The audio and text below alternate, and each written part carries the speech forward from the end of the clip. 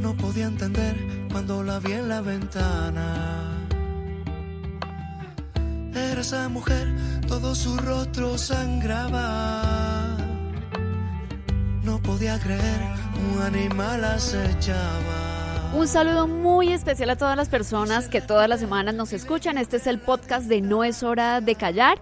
Y todas las semanas también intentamos hablarles de temas que hacen memoria, que nos empoderan, que nos dan fuerza y que le dan fuerza a millones de mujeres y de hombres también, que de alguna manera se han visto golpeados, golpeadas por la violencia de género, pero también no solo la violencia, sino todos los temas que tienen que ver con el empoderamiento, con el cómo ocupar un espacio digno dentro de la sociedad y de los compromisos que nosotros como ciudadanos tenemos.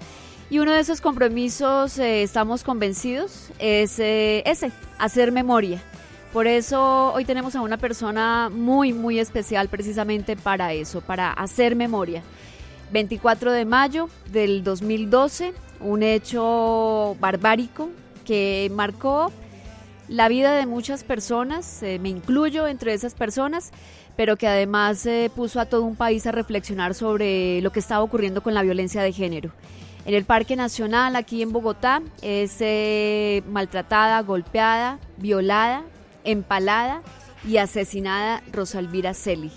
Y ese hecho tan dramático dio paso a que en Colombia pudiéramos tener una ley por primera vez sobre feminicidio. Pero creo que todos los mayos la recordamos con mucho dolor, pero también con mucho compromiso. Y ese compromiso, esas banderas, las ha asumido su hermana, Adriana Celi, que está aquí. Adriana, gracias por seguir levantando la voz, por seguir diciendo no es hora de callar, pero sobre todo por seguir recordándonos que Rosa Elvira está en cada una de las mujeres de este país. Ginette, muchísimas gracias por esa invitación, de verdad que es un honor poder estar aquí también contigo. Tú nos has guiado, has dado fuerzas para seguir en esta lucha, y así como cada una de las mujeres que han sufrido, que han sido víctimas de violencia, nos llenan de energía, de fuerza, de berraquera para seguir adelante, para no callar, para demostrarle a la sociedad que somos seres humanos, que también tenemos y merecemos respeto, tenemos unos derechos y que por eso unidas hacemos la fuerza y seguimos visibilizando lo que sucede en nuestro país. Y yo creo que esa fuerza que habla Adriana está representada en lo que pasó con la vida de Adriana después de ese 24 de mayo, porque era una vida completamente diferente. Adriana se volvió una activista muy fuerte, una voz muy calificada, pero sobre todo ella en estos años se ha preparado para asumir esa responsabilidad. ¿Qué pasó con Adriana Celi al día siguiente de ese sepelio de Rosa Elvira? Ginette, yo creo que con esto que le sucede a mi hermana me abre los ojos a mí y le abre los ojos a muchas mujeres de muchos lugares, de muchos rincones.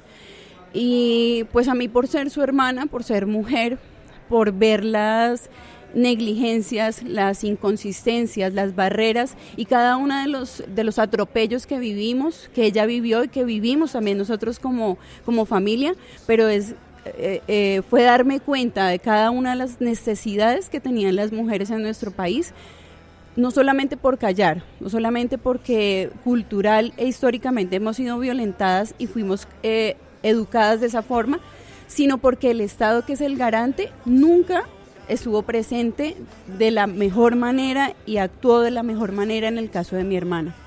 Y luego en estos 6 años me doy cuenta que hasta el momento pues siguen ocurriendo este tipo de vejámenes y además de revictimizaciones a las mujeres. Entonces a mí me cambió la vida totalmente desde el día 1, porque entendí lo importante que eran mis derechos, que yo tenía también que mostrarle a las otras mujeres lo que estaba sucediendo y a la sociedad, porque esto no podía quedar impune y no podíamos seguir callando. Entonces yo creo que para mí fue supremamente importante, tanto que estoy terminando mi carrera de trabajo social, porque esto llevó a que me preocupara, a que entendiera cuál era esta problemática y que pudiera ayudar a los demás. Quizás hubiera podido escoger derecho, pero para mí el derecho no me daba como esa herramienta importante para llegar a la población que yo quería, que eran las mujeres.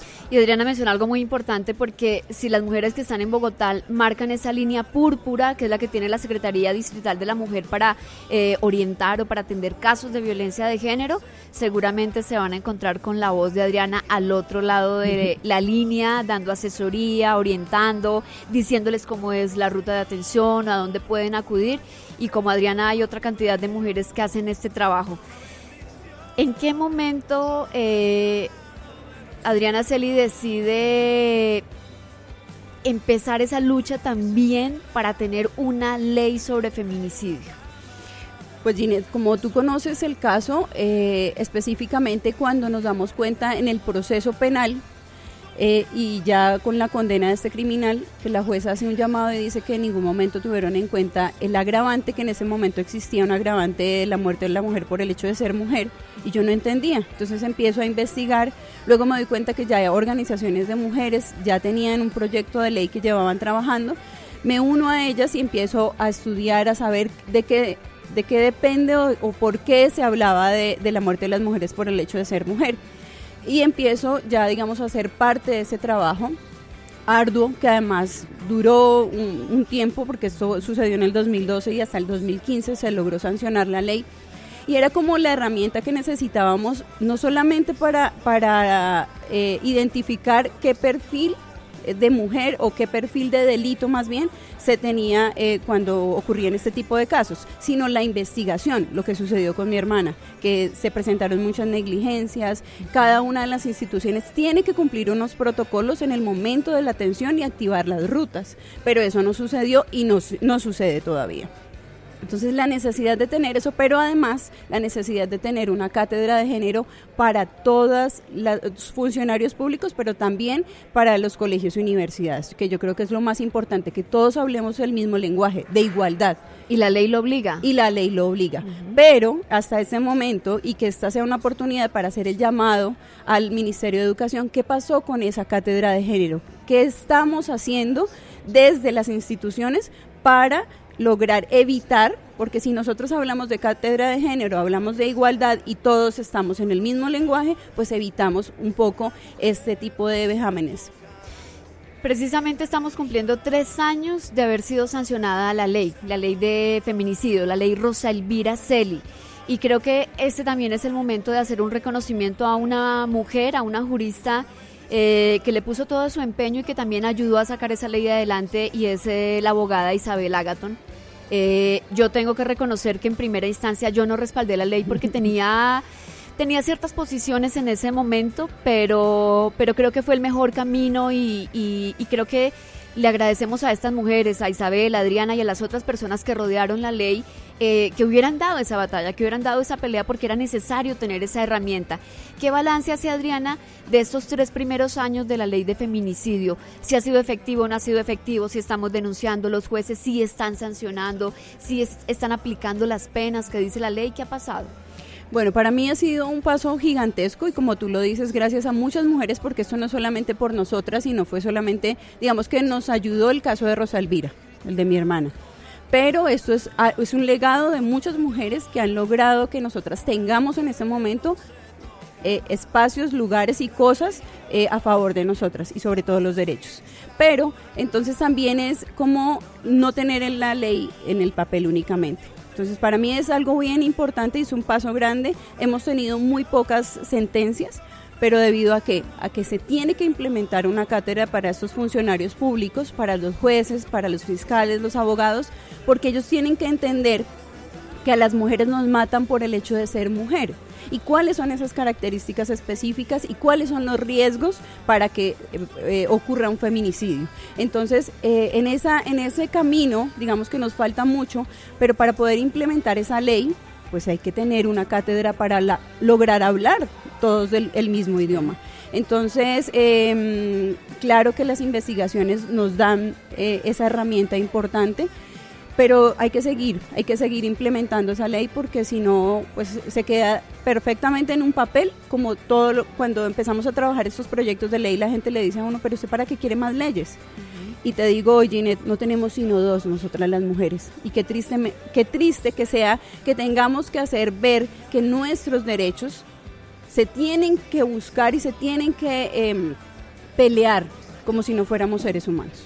Así es, y lo decíamos la semana pasada en el encuentro de periodistas, un encuentro que hubo aquí en Bogotá de periodistas de todo el hemisferio que tratan temas de género en sus diarios, y decíamos que algo muy triste es que en el hemisferio, en toda América Latina y en el norte del hemisferio hay muy buenas leyes, o por lo menos cada país cuenta con una ley que ampara los derechos de las mujeres, que tiene unas reglamentaciones muy claras sobre la actuación hacia la violencia de género, pero no se cumplen, precisamente porque no hay una capacitación a los funcionarios, porque no se conocen las leyes, porque las mismas víctimas no conocen las leyes. Exacto. 3 años de la ley de feminicidio, 6 años del asesinato de Rosa Elvira. ¿Qué pasó el domingo, antier? ¿Qué pasó en esa conmemoración? Bueno, Ginny, de esta conmemoración tuvo algo bien importante y un reconocimiento por un proyecto que estamos trabajando en la Universidad Nacional como una reconstrucción de memoria histórica del feminicidio, con familias y con mujeres que han sido víctimas de feminicidio, sobrevivientes. Porque yo estoy convencida de que mientras el Estado se organiza, mientras el Estado es garante, pues qué está pasando con esos huérfanos y esas huérfanas, qué está pasando con esas familias que se les acabó la vida, que les marcó y les truncó muchos sueños, porque no todos tenemos la capacidad de levantarnos y seguir adelante. Entonces, este año son estas familias, son estas mujeres las reconocidas. Hicimos una marcha. Tuvimos, como todos los años, muchos eventos artísticos, música, danza, simbólicos. La escuela de kickboxing Rosa Elvira Celi también se sumó este año y estuvo allí enseñándoles a las mujeres varias formas de defenderse. Y es importante, y lo que más me ha gustado de todo esto es que las mismas mujeres son las que estamos poniéndonos la camiseta, estamos diciendo, de alguna manera tenemos que ayudar a las otras, no tengo que ser víctima, no me tiene que atravesar a mí, sino que yo apoyo, hago una red, formamos y creemos en que esto sí puede ser posible. La Universidad Nacional, como le decía, con el colectivo Madeja, con el colectivo Potter y Ni Una Más, que siempre está presente, y que todos estos insumos y estas herramientas nos las está dando este proyecto para trabajar con las mujeres, con las familias que necesitan ser apoyadas en todo momento.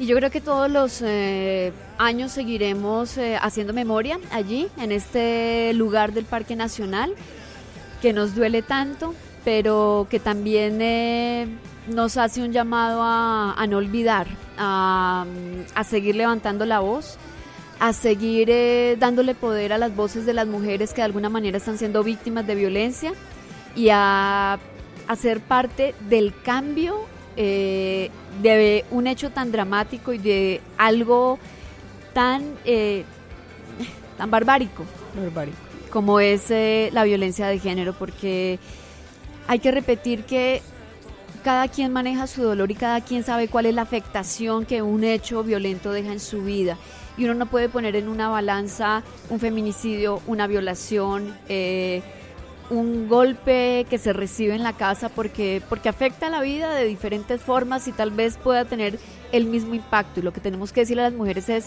hay que hablar. ¿Cuál es la invitación de Adriana Celi? Y además nos gustaría volverla a tener en otro podcast, porque quiero que hablemos específicamente de feminicidio y que la gente entienda qué es eso de feminicidio. Entonces seguramente lo haremos en otra oportunidad y espero que Adriana esté aquí. Pero ¿cuál es ese mensaje de Adriana, sobre todo para esas familias que han tenido que enfrentar el feminicidio o la tentativa de feminicidio en sus casas? Bueno, hoy quiero dejarte varias cosas, y es que quisimos que este año se hiciera una sanción social y quisimos hacer un hashtag vida digna para las mujeres. Pero aparte de eso es no callar, es denunciar, y cuando hablamos de sanción social es no solamente denunciar a este primer agresor, sino denunciar a todas estas personas y funcionarios que nos ponen estas barreras. ¿Qué está pasando ahí? Porque hablamos de leyes, hablamos de cómo en algún momento tienen que ser garantes, pero empezamos desde el guarda de seguridad hasta la persona que nos da esa medida de protección, o que no, simplemente no nos la hace cumplir esa medida de protección, o a la persona que le contamos y nos revictimiza. Entonces, ¿qué es importante? no solo crear nuestras propias redes como lo hemos hecho nosotras, Ginette, sino también empezar a crear ahora se me olvidó, esa sanción a esas personas que también nos ponen esas barreras. Entonces hoy los invito a no callar, a seguir luchando por la vida de las otras, porque nos necesitan, porque nos necesitamos, somos todas y todos seres humanos, y que definitivamente si no trabajamos unidos esto no va a haber transformación. Muchísimas gracias. Así es, Adriana, mil gracias, y esa es nuestra invitación a todas las personas que nos escuchan todas las semanas. Este es el espacio de No es hora de callar. Recuerden, hay que amarse. Para amar a los demás, primero se tiene que amar uno mismo, sin importar si es hombre, mujer, hay que amarse primero para poder darle amor a los demás, a cuidarse mucho y a quererse mucho. Y recuerden, no es hora de callar.